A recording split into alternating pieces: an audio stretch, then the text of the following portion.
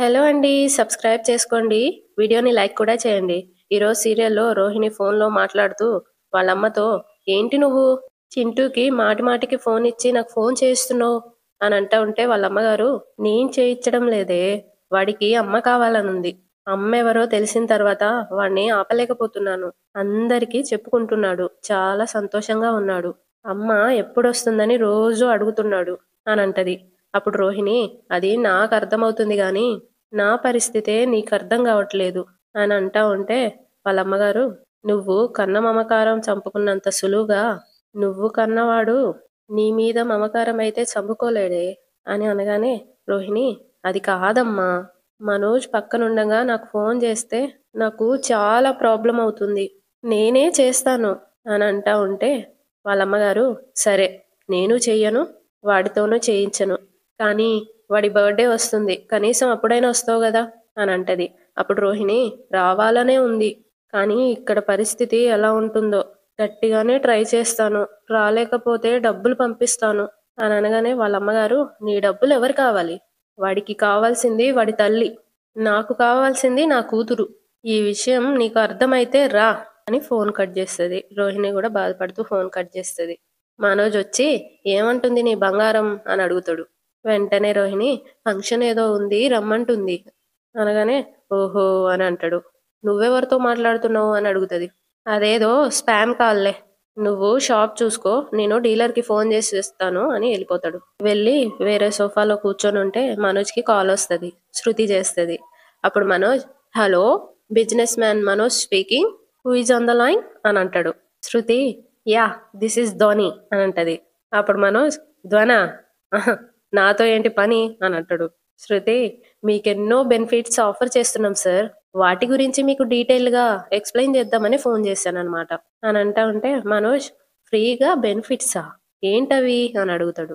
ఇక్కడ బాలు ఫ్రీ అనగానే ఎగిరి గంతులేస్తున్నాడు చూడు అని అరుస్తా ఉంటే మీనా షో షో వినపడతది అని అంటది. శృతి "యాక్చువల్లీ లాస్ట్ సండే మీరు మా షాప్‌లో గోల్డ్ కవరింగ్ జ్యువెలరీ పర్చేస్ చేశారు కదా!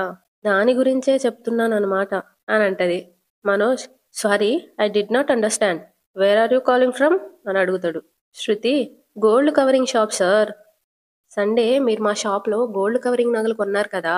అందుకు మీకు మేము బెనిఫిట్స్ ఇస్తున్నామనమాట." వెంటనే మనోజ్ "గోల్డ్ కవరింగ్ షాప్ నుంచా? నేను కొన్నానని మీకెలా తెలుసు" అని అంటాడు. శృతి "మీరే కొన్నారు సార్. మా దగ్గర ఆర్డర్ కాపీ ఉంది. 1 పుస్తల తాడు, 2 సూత్రాలు, 1 నల్ల పూసల గొలుసు విత్ లాకెట్, 1 రింగ్, 1 ముత్యం, 1 ఇయర్ బుట్టలు విత్ దిద్దులు" అని అంటా ఉంటే మనోజ్ తనలో తాను "అంతా కరెక్ట్‌గానే చెప్తుందే" అని అనుకుంటాడు.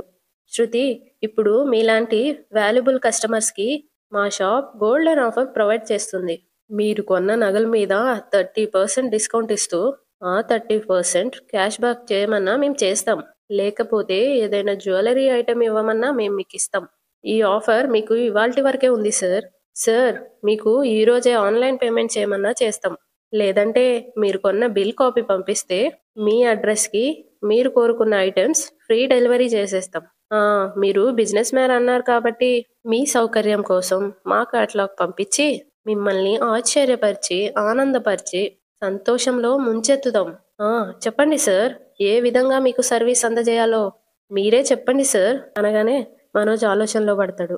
ఇక్కడ బాలు "చూసావా, కొనలేదంటే వెంటనే చెప్పేవాడు. ఆలోచనలో పడ్డాడు అంటే ఖచ్చితంగా వాడే కొన్నాడు" అని అంటా ఉంటే మీనా నోరు మూస్తా ఉంటది. శృతి కూడా "సైలెంట్‌గా ఉండండి" అని సైగ చేస్తా ఉంటది.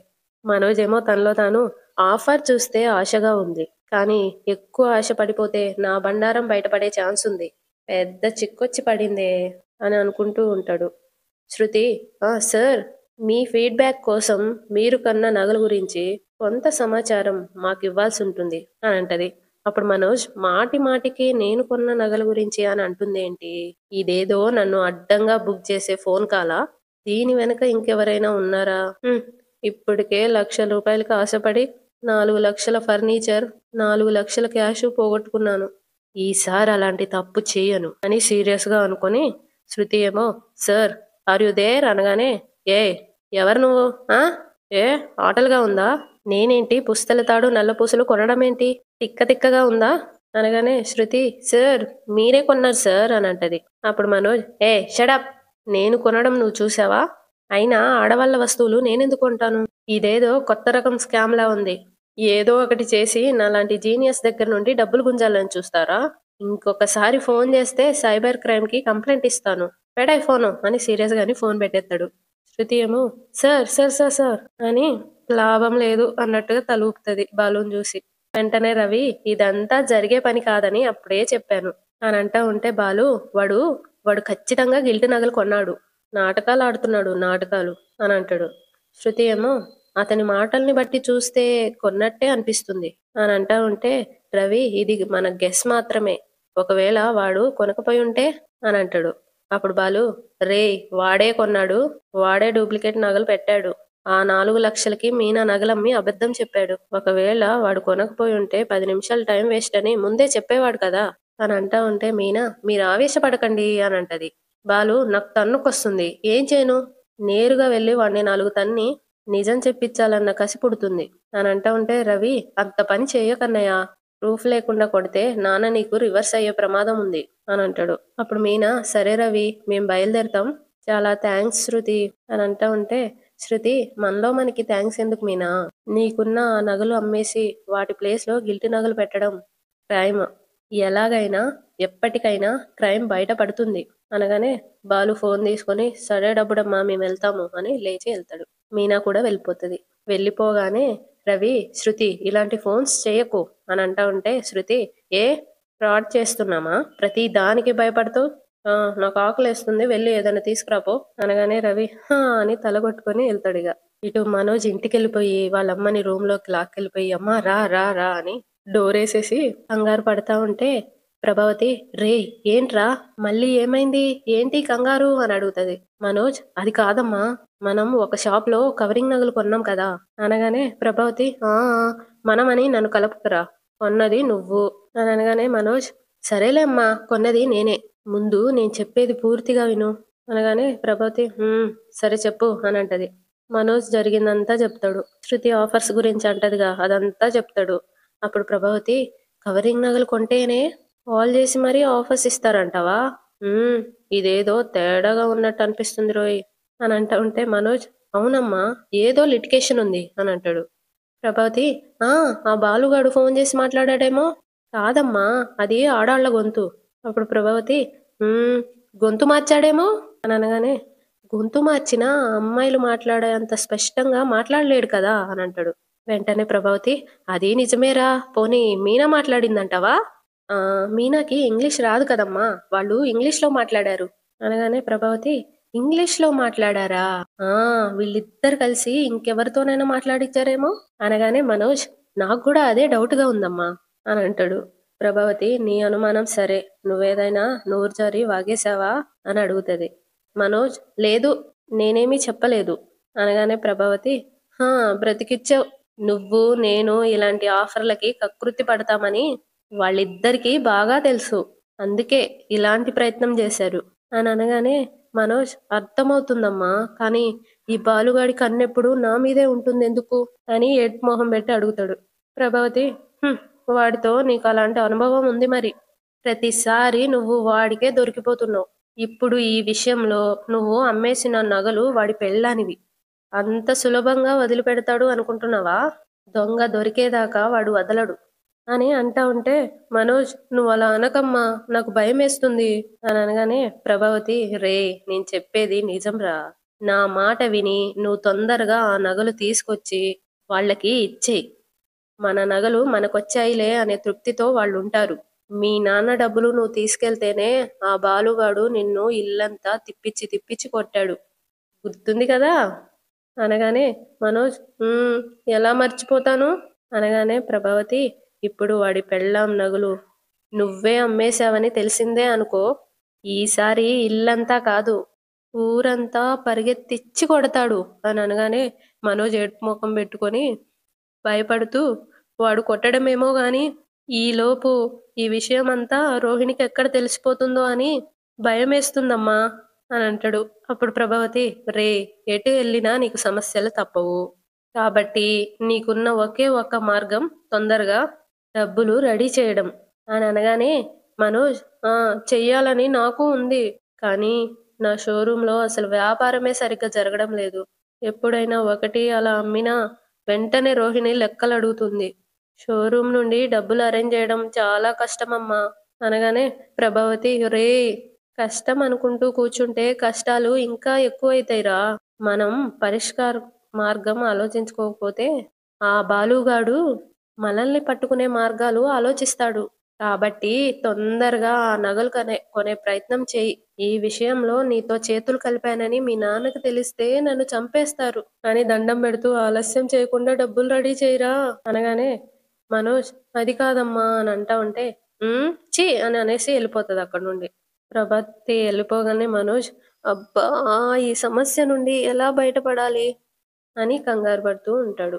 ఇటు బాలు ఇంకా మీనా కారులో వెళ్తూ వెళ్తూ మీనా శృతితో చేయించిన ప్రయత్నం కూడా ఫలించలేదు. ఇప్పుడు ఏం చేద్దామండి అని అడుగుతుంది. బాలు ఏం చేసైనా సరే నిజం తెలుసుకోవాల్సిందే మీనా. లేకపోతే నాకు మనశ్శాంతి ఉండదు. మన అనుమానమే నిజం. కానీ ఆ నిజం బయటపడాలి. బయటపడేలా చేస్తాను. ఈ బుద్ధిహీనుడు ఏ పని చేసినా మా లక్షావతి వాడిని వెనకేసుకునే వస్తుంది అని అంటా ఉంటే మీనా ముందు నుండి వాళ్ళంతేగా మనమేం చేస్తాం అనగానే బాలు ఈవిడ అత్యాశ వాడి చేతగానితనం ఫలితంగా ఇంట్లో గొడవలు సమస్యలు దీనికి ఏదో ఒక రోజు ముగింపు పలకాలి అని అంటా ఉంటే మీనా ముందు ఈ సమస్యకి ముగింపు ఏంటో చూద్దామండి అని అంటా ఉంటే బాలు అమ్మ ఏం చేసినా కామాక్షి అత్తకు చెప్తుంది. వాళ్ళిద్దరూ మంచి స్నేహితులు కదా. ఈవిడ రహస్యాలు ఆవిడికి ఆవిడ రహస్యాలు ఈవిడికి చెప్పుకుంటూ ఉంటారు. కాబట్టి మనకిప్పుడున్న మార్గం కామాక్షి అత్త అని అనగానే మీనా మీరు చెప్పేది నిజమే. కానీ కామాక్షి పిన్ని మీ అమ్మగారి గురించి ఇంత సులభంగా నిజం చెప్తారంటారా మనకి అని అంటది. అప్పుడు బాలు చెప్పదు. కానీ ఏదో ఒకటి చేసి ఆమెతో నిజం చెప్పించాలి అని అంటా ఉంటే మీనా ఆ ఏదో ఒకటి ఏంటి అని అడుగుతుంది. అప్పుడు బాలు ఏమో ఇప్పుడైతే నా మైండ్లో ఏ ఆలోచన లేదు. అక్కడికి వెళ్ళాక చూడాలి. కాకపోతే ఆవిడికి నేనంటే చిన్నప్పటి నుండి చాలా ఇష్టం. కాబట్టి ఆ మంచితనంతో ఏదైనా చెప్పే అవకాశం ఉంది. చూద్దాం అనగానే సరే పదండి అని మీనా అంటది. వెళ్తారు. ఇద్దరు ఫ్రూట్స్ తీసుకొని ఇంటి లోపలికి వెళ్తారు. బాలు అత్తా అత్తా అత్తా అని అంటా ఉంటే కామాక్షి నవ్వుకుంటూ చేతులు తుడుచుకుంటూ వచ్చి ఏంటి కొత్తింటికి వచ్చిన వాళ్ళ అలా నిలబడిపోయారు కూర్చోండి నేను వెళ్ళి కాఫీ తీసుకొస్తాను అని వెళ్తా ఉంటే మీనా ఇప్పుడు అవేమీ వద్దులే పిన్ని అని అంటది. బాలు తీసుకో అత్త నీకోసమే తెచ్చాము అని ఫ్రూట్స్ ఇస్తాడు. అప్పుడు కామాక్షి ఏంట్రా ఇది నేనేమైనా మీ చుట్టన్నా ఈ పళ్ళు పలహారాలన్నీ నాకెందుకు అని అంటా ఉంటే మీనా ఏదో మా తృప్తి కోసం తీసుకోండి పిన్ని అనగానే ఫ్రూట్స్ తీసుకొని పక్కన పెట్టేసి కూర్చోండి అని అంటది. అందరు కూర్చుంటారు. బాలు అత్త బామ్మ పుట్టినరోజుకి నువ్వు వచ్చావు కదా భోంచేసావా లేదో అడగలేకపోయాను. ఇంతకీ ఆ రోజు భోంచేసావా లేదా అని అంటా ఉంటే కామాక్షి రే మీ ఇంట్లో నాకు ఆకలేస్తే ఎంతో స్వతంత్రంగా తింటాను. నాకు ఏ మొహమాటము ఉండదు. పైగా ఆ రోజు మీనా వంట చేసింది కదా. నాకు మీనా వంట అంటే చాలా ఇష్టం.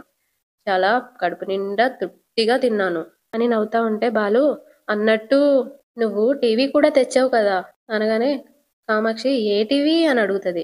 వెంటనే మీనా అదే పిన్ని అమ్మమ్మ గారికి బహుమతి ఇవ్వడానికి మా అత్తయ్య గారికి టీవీ తీసుకొచ్చి ఇచ్చారు కదా అని అంటా ఉంటే కామాక్షి ఓ అదా నేనే తెచ్చా అని నవ్వుతా ఉంటే మీనా చాలా పెద్ద బహుమతి ఇచ్చారు అత్తయ్య గారికి అని అంటా ఉంటే కామాక్షి నేను మీ అత్తయ్యకి ఇచ్చిన బహుమతి కన్నా నువ్వు వీడియో తీసావు కదా అదే చాలా బాగా అనిపించింది నాకు.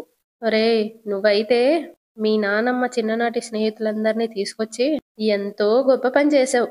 ఆవిడ ఆనందానికి అవధులే లేవు అని అంటా ఉంటే బాలు కానీ నాకు అంత ఆనందంగా ఏమీ లేదత్తా అని డల్గా అంటాడు.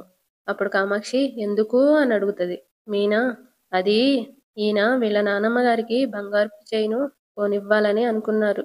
ఇంట్లో ఉన్న నగలు మార్చేసి ఇవ్వాలనుకున్నాం పిన్ని కానీ కుదరలేదు అని అంటా ఉంటే కామాక్షి ఆ నగలు కవరింగి కదా అని అంటది. బాలు మీనా షాక్ అవుతారు.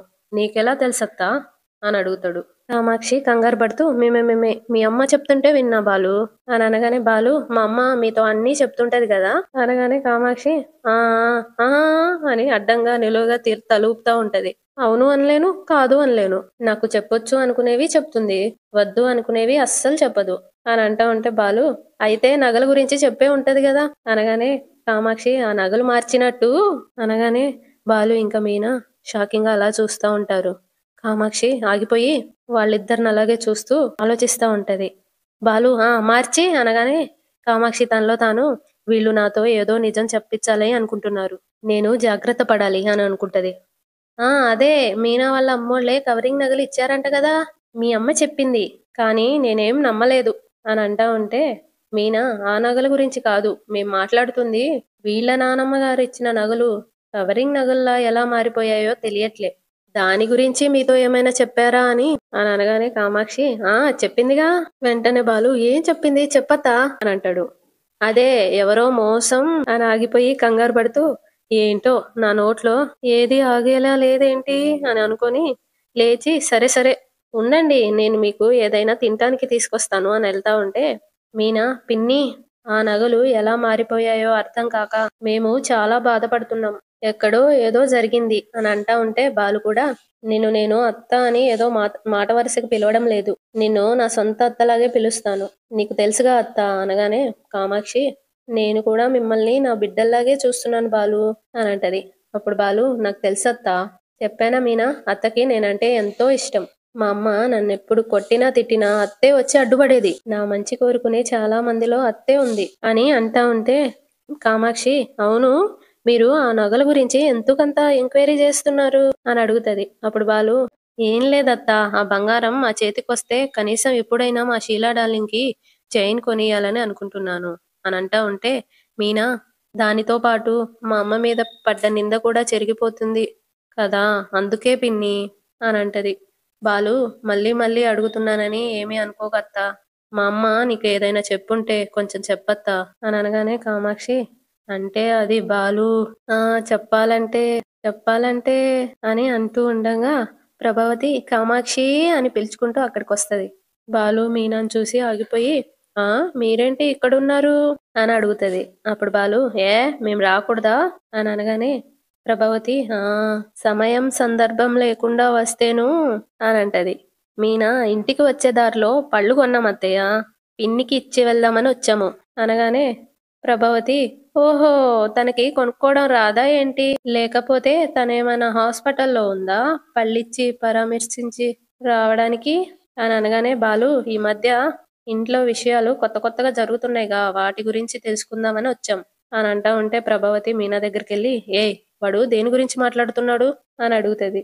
మీనా అవేం లేదత్తయ్య వెళ్ళొస్తాం పిన్ని అని అనగానే బాలు వస్తాం అత్త నేను అడిగిన దాని గురించి మర్చిపోకత్తా అని వెళ్ళిపోతాడు. కామాక్షి అలాగే రా అని అంటది. ప్రభావతి కామాక్షి దగ్గరికి వెళ్ళి నెట్టి ఏంటి కామాక్షి వాళ్ళు ఇక్కడికి ఎందుకు వచ్చారు అని అనగానే కామాక్షి ఆ నగల గురించి తెలుసుకోవడానికి వచ్చారు అని అనగానే ప్రభావతి షాక్ అయిపోయి కొంపదీసి చెప్పేశావా అని కంగారు పడుతూ అడుగుతది. అప్పుడు కామాక్షి అరే నువ్వు రావడం కొంచెం ఆలస్యమై ఉంటే చెప్పేసి ఉండేదాన్ని అని అంటది. అప్పుడు ప్రభావతి అమ్మా నువ్వు ఈ నిజం చెప్పుంటే నా గుండె ఆగిపోయేది కామాక్షి. మంచి పని చేసావు. పొరపాటున కూడా ఎప్పుడూ నోరు జారకు అనగానే కామాక్షి అని అంటది. ప్రభావతి తనలో తను వాళ్ళు ఎలాగైనా నిజం రాబట్టాలని చాలా ప్రయత్నాలు చేస్తున్నారు. చాలా జాగ్రత్త పడాలి అని అనుకుంటూ ఉంటది. బాలు బయటకొచ్చేసి కరెక్ట్ గా అత్త నిజం చెప్పే టైంలో అమ్మొచ్చి పడింది అని అంటా ఉంటే మీనా అవునండి పిన్నికి ఖచ్చితంగా నిజం తెలిసే ఉంటుంది. 2-3 సార్లు నిజం చెప్పబోయి ఆగిపోయారు కూడా అని అనగానే బాలు అవును మనోజ్ గాడు అమ్మ కలిసి ఏదో చేస్తున్నారు. మన పాలిట వాళ్ళిద్దరూ దొంగ మొహాల్లా తయారయ్యారు అని అంటా ఉంటే బాలుకి ఫోన్ వస్తది. వాళ్ళ ఫ్రెండ్ రాజేష్ ఫోన్ చేస్తాడు. ఫోన్ లిఫ్ట్ చేసి చెప్పరా రాజేష్ అని అంటాడు. అప్పుడు వాళ్ళ ఫ్రెండ్ ఒరే బాలు మళ్ళా టాక్సీ స్టాండ్ దగ్గర సేల్ పెట్టారురా. అక్కడ ఇంట్లో వాడే వస్తువులన్నీ ఉన్నాయి. చాలా తక్కువ రేటుకే అమ్ముతున్నారు. మీ అన్నయ్య పెద్ద డిస్కౌంట్ కూడా ఇవ్వట్లేదు. నేను ఎలాగో బీరువా కొనాలని అనుకుంటున్నా కదా ఇక్కడే కొంటారా అని అనగానే బాలు సరే కొనేసేయి అని అంటాడు. వెంటనే వాళ్ళ ఫ్రెండ్ కొనేసేయి అని కాదు నువ్వు వచ్చి మంచిదేదో చూపిస్తే కొంటాను అని అంటా ఉంటే బాలు లేదురా నేను వేరే పనిలో ఉన్నాను అని అనగానే రాజేష్ రే నీ సెలక్షన్ బాగుంటుంది కదరా వీలుంటే రారా అని అడుగుతాడు. బాలు రే కుదరదురా ఏమనుకోకు నువ్వే ఏదో ఒక మంచి బీరువా తీసుకో అని ఫోన్ కట్ చేస్తాడు. మీనా ఏమైందండి అని అడుగుతది. వాడు బీరువా కొంటున్నాడంట సెలక్షన్ కోసం రమ్మన్నాడు అని అనగానే మీనా వెళ్ళండి పాపం అంతలా పిలుస్తున్నాడు కదా అని అనగానే బాలు మనకి ఇప్పుడు అంతకంటే పెద్ద పనుంది కదా మీనా అని అడుగుతాడు. తను మనకి చాలా సార్లు సహాయపడ్డాడు. పర్లేదు వెళ్ళండి అని అనగానే బాలు, కానీ ముందు మనం ఈ నిజం కనిపెట్టాలి మీనా అని అంటాడు. నిజం ఎప్పటికైనా బయటపడుతుందండి. తప్పు చేసిన వాళ్ళు తప్పకుండా దొరుకుతారు అని అనగానే బాలు, ఓహో! మా మావయ్యకి చాలా తెలివితేటలున్నాయి అనుకుంటా. ఆ తెలివితేటలే నీకొచ్చాయనుకుంటా అని అంటా ఉంటే, మీనా నిజమే కదండీ! తప్పు చేసిన వాళ్ళు ఎంతకాలం తప్పించుకుంటూ ఉంటారు? దేవుడు ప్రతిదానికి ఒక లెక్క రాసిపెట్టుంటాడు. పర్లేదు గంట, అరగంటేగా వెళ్ళి రండి అని అనగానే, బాలు సర్లే నువ్వెలా ఎళ్తావు అని అడుగుతాడు. మీనా మన ఇల్లు దగ్గరే కదా! నడుచుకుంటూ వెళ్ళిపోతానులేండి అని అంటది. సరే అని కారెక్కి ఎళ్ళిపోతాడు. మీనా గూడా ఎళ్ళిపోతది అక్కడి నుండి. బాలు ఇంకా వాళ్ళ ఫ్రెండ్ షాప్‌కొస్తారు. అక్కడ ఇద్దరు, ఇంత తక్కువ రేట్‌లో నేను ఏ షాప్‌లోనూ చూడలేదురా! డబ్బులుంటే ఇంకా చాలా బుక్ చేసుకునేవాణ్ణి అంటే ఇంకొకతను, మహానుభావులు మన కోసమే ఇలాంటి ఆఫర్‌లు పెట్టుంటారు. పద అని మాట్లాడుకుంటూ ఉంటే బాలు ఇంకా వాళ్ళ ఫ్రెండ్ చూసి నవ్వుకుంటారు. అంతటితో ఈరోజు ఎపిసోడ్ అయిపోతది. రేపటి ఎపిసోడ్‌లో బాలు వాళ్ళ ఇంట్లో అందరూ కూర్చొనుంటే బాలు వచ్చి డోరేసేసి కర్టెన్ సరిజేస్తూ ఉంటే అక్కడికి మీనా వచ్చి, "మీరు రాజేషు బీరువా కొనడానికెళ్లారు కదా!" అని అడుగుతది. అప్పుడు బాలు, "అందుకెళ్తేనే మన నగల గురించి బయటపడింది" అని రోహిణితో, "వీడు నీతో 4,00,000 సంపాదించడం గురించి చెప్పాడు గానీ, 4,00,000 పోగొట్టడం గురించి చెప్పాడా? లేదు కదా! ఇది ఆ సినిమా అనమాట" అని ఫోను తీసి వీడియో చూపిస్తాడు. అందులో మనోజ్ ఎస్ఐతో మాట్లాడతాడుగా ఆ వీడియో. అందరూ ఆ వీడియో చూస్తారు. సత్యం మనోజ్ చెంప మీద కొడతాడు. "ఆ 4,00,000 ఎక్కడి నుండొచ్చాయి?" అని అడుగుతాడు.